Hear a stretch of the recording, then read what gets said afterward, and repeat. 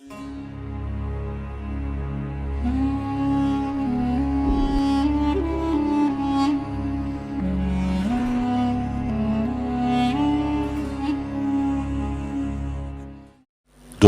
pasti diijabah walaupun proses melalui 3 hal.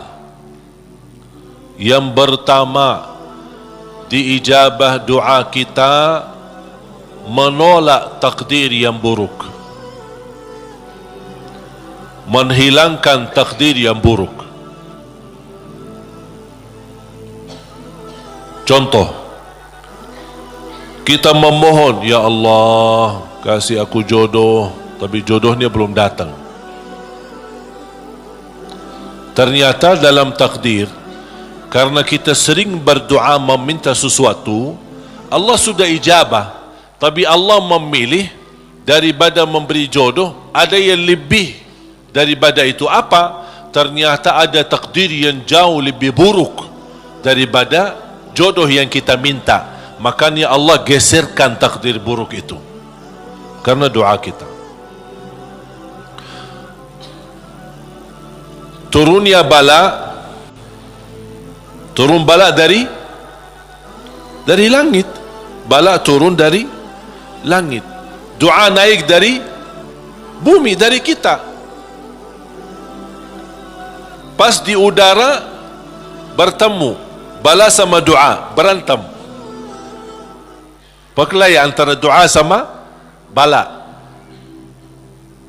Yang kalah siapa? Bala. Dan doa naik. Artinya bala tidak jadi turun. Itu saking kuatnya dan berkahnya doa kita. Berarti doa pasti diijabah.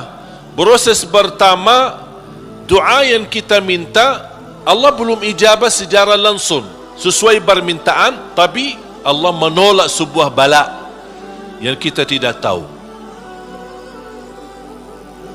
Misal, tertulis dalam takdir kita hari ini akan kena kecelakaan motor, tapi ternyata doa kita tidak pernah bilang, ya Allah selamatkan saya dari kecelakaan motor misalnya. Kita dah berdoa seperti itu, tapi karena Allah melihat dalam takdir ada bala yang akan turun hari ini, tapi karena kita suka berdoa, Allah memilih mana yang baik. Allah yang lebih tahu mana yang baik. Apakah ijabah sesuai permintaan atau Allah memberi penggantinya yang lebih baik. Ternyata penggantinya yang lebih baik, Allah memilih tolak bala. Allah bisa saja kasih jodohnya tapi kena kecelakaan motor. Nanti merasa nyesal. Aduh, baru sudah nikah atau ketemu jodohnya malah dirawat di rumah sakit. Kesal enggak? Merasa aduh gimana gitu. Makanya percaya jamaah sekalian, pilihan Allah itulah yang terbaik. Ada orang minta sama saya, boleh enggak saya berdoa? Saya suka sama seorang misal, saya jatuh cinta sama dia. Boleh enggak saya berdoa, ya Allah aku minta dia, si fulanah itu, si ini. Boleh enggak saya berdoa seperti itu? Saya jawab apa? Kira-kira jawab apa? Boleh-boleh saja, tapi saya usulkan sarahkan aja kepada Allah. Dan apa? Ya Allah, kalau memang dia baik bagi saya, mudahkan. Kalau tidak baik, ganti yang lebih baik. Tapi gimana aku jatuh cinta sama dia? Itu beda urusan. Yang kedua, diijabah doa kita dan diberi oleh Allah Subhanahu wa taala sesuai permintaan. Apakah saat ini atau besok atau bisa lama. Tapi kita percaya pilihan Allah itulah yang terbaik. Yang ketiga, doa yang kita minta atau yang kita selama ini bermunajat, ternyata bala masih terus menimpa kita. musibah kita terus ketemu. Selesai satu masalah, tambah lagi masalah. Kemudian permintaan yang kita minta juga belum ketemu. Saya minta kerjaan yang bagus, belum ketemu. Saya sudah berusaha melamar kerja sana sini, belum ada. Terus mana doa aku selama ini, mana? Ternyata yang ketiga, contohnya yang di ketiga. Yang ketiga apa? Allah simpan doa kita buat di akhirat. Berarti tidak ada yang hilang di sisi Allah. Kalau tidak tertolak bala, tidak diijabah sesuai permintaan, berarti yakini, oh disimpan di akhirat. Sahabat dan orang salih lebih suka doanya selama di dunia disimpan buat akhirat, karena di akhirat bakal lebih butuh bantuan dan pertolongan Allah dan berkat doa kita. Faham? Walaupun sifat manusia ingin melihat secara langsung. Minta, ya Allah minta rumah, ada rumah. Minta ini, ada ini. Mohon maaf Bapak Ibu, kalau Allah ijabah atau berikan sesuai permintaan kita, nanti kita berhenti berdoa. Apapun yang kita minta, ya Allah aku minta mobil, dapat mobil. Minta kerjaan, dapat kerjaan. Minta jodoh, dapat jodoh. Minta rumah, dapat rumah. Mau haji, dapat haji. Terus segala yang kita minta dapat. Habis, dah ada minta lagi. Terus berdoa enggak? Dah ada berdoa. Tapi kalau Allah belum kasih, kita doa lagi enggak? Doa, minta lagi. Coba kata Umar bin Khattab, ketika anda berdoa jadi seperti anak kecil. Anak kecil kalau dia minta sama ibunya gimana? Nangis enggak? Berhenti nangis sebelum dikasih? Belum kan?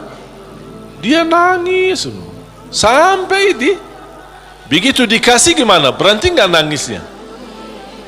Anda harus seperti itu. Doa, nangis. Ya Allah belum kasih, aku nangis lagi dong. Belum dikasih, nangis lagi. Sampai Allah berkenan kasih. Dan ini sebenarnya bukan tujuannya Allah kasih atau tidak. Tapi ingat, titisan air mata ini yang menangis karena Allah akan selamatkanmu dari siksa neraka Jahannam. Rasulullah SAW bersabda, wa ainun bakat min khasyatillah harramaha Allah 'alan nar la tamassaha an-nar. Barang siapa yang menangis karena Allah, akan Allah haramkan jasadnya disuntuh oleh neraka Jahannam. Berarti kita tidak rugi, tidak ada rugi. Biarpun tidak diijabah, ternyata titisan air mata berharga, bisa menjaminkan kita selamat dari siksa neraka Jahannam. Mau apa lagi? Nangisnya berharga, doanya pasti diijabah, dan cukup dari doa kita sudah membuat ibadah atau membawa sebuah ibadah yang dicintai Allah, karena Allah suka bisikan hamba. Apalagi kalau lama tak berdoa, Allah merindukan suara doanya kita. Apalagi doa yang tulus dan ikhlas. Makanya kadang-kadang kalau kita tidak diberi doa, atau tidak beri permintaan, atau tidak beri permohonan kita, terus kita berdoa terus sampai diuji, sampai di macam-macam, sampai kita merasa sudah tertekan, tidak kuat. Kira-kira bisikan doa kita seperti apa nanti? Dalam keadaan doa, dalam keadaan susah atau senang? Menurut saya doa dalam keadaan susah jauh lebih murni daripada doa dalam keadaan senang. Kalau dalam keadaan senang artinya ya biasa-biasa aja, dapat atau tidak dapat. Tapi coba kalau lagi stres, lagi pusing, lagi galau, Gimana bisikan doa? Ya Allah. Udah nangis duluan. Makanya itu subhanallah, saya mengambil kesimpulan dari doa, justru doa tanda Allah merindukan suara doa kita. Oleh karena itu jamaah sekalian, jangan berhenti berdoa, terus berdoa. Nabi Yunus alaihi salam ketika tertahan di dalam perutnya ikan berlama-lama di bawah laut, dia tidak pernah berhenti dengan mengucapkan la ilaha illa anta subhanaka inni kuntu minadh zalimin. Kata Imam Ibnul Qayyim rahimahullah, barang siapa yang membaca doa ini dengan sepenuh keyakinan, pasti diijabah oleh Allah hajatnya. Karena Allah habis doa ini, apa kata Allah? Fastajabna lah, kami terima dan menijabah doanya. La ilaha illa anta subhanaka inni kuntu minadh zalimin. Oleh kerana itu kembali lagi, doa kita diijabah atau tidak? Saya bertanya, doa kita diijabah atau tidak? Diijabah. Yakin? Terus berdoa. Dalam keadaan apapun selalu kita berdoa. Apalagi dalam keadaan susah yang kita yakini tidak ada makhluk yang bisa menolong kita, tidak ada sesuatu yang bisa mengangkat segala musibah dan bala yang kita hadapi, hanya Allah subhanahu wa ta'ala. Apalagi dalam sujud, sempatkan dalam sujud, karena Rasulullah SAW bersabda, aqrabu ma yakunu al-abdu ila rabbi wa huwa sajid. Hamba ketika dalam keadaan sujud, posisinya sangat dekat kepada Allah. Makanya di akhir hadis Rasulullah SAW bersabda, fa'akthiru minad du'a, barbanyalah doa. Bisa menikmati doa insyaAllah mulai hari ini. Doa menurut saya sesuatu hubungan yang sangat indah sama Allah. Apalagi kalau bisa berdoa dengan cara curhat. Bisa enggak curhat sama Allah? Kalau lagi galau suka curhat enggak? Sering saya terima, Ustaz boleh curhat enggak? Terus saya bilang apa ya? Boleh atau tidak? Saya bertanya, sudah curhat sama Allah belum? Dia bilang belum. Mau sama Ustaz dulu katanya. Ada saja. Belajar bagaimana bisa curhat. Sungguh kalau kita sudah biasa curhat sama Allah, tidak bakal curhat sama manusia. Jadi ketika berdoa, jangan hanya minta, ya Allah tolonglah, tolonglah ya Allah, ampunilah. Jangan hanya suka minta, cerita. Bisa enggak anda cerita? Allah kan lebih tahu. Allah tahu segala sesuatu. Tapi salah apa kalau saya cerita apa yang terjadi hari ini? Ya Allah, aku sudah niat baik, niat tulus, dan saya pergi ke sana malah seperti ini, dicaci maki, dihina, malah dianggap dan suuzzan, buruk sangka. Habis gimana ya Allah? Cerita, curhat, seperti meminta solusi dari Allah Subhanahu wa taala. Kalau belum merasa ada jalan, wallahi akan merasa nikmat. Cukup anda bisa nikmat bersama Allah Subhanahu wa taala. Sebagaimana Nabi Yaqub ketika kehilangan anaknya, ada dia berkata apa? Qala innama ashku bathi wa huzni ila Allah. Aku hanya mampu curhat kepada Allah Subhanahu wa taala. Aku ingin cerita, padahal Allah tahu apa yang terjadi, tapi dia ingin cerita lagi sama Allah Subhanahu wa taala.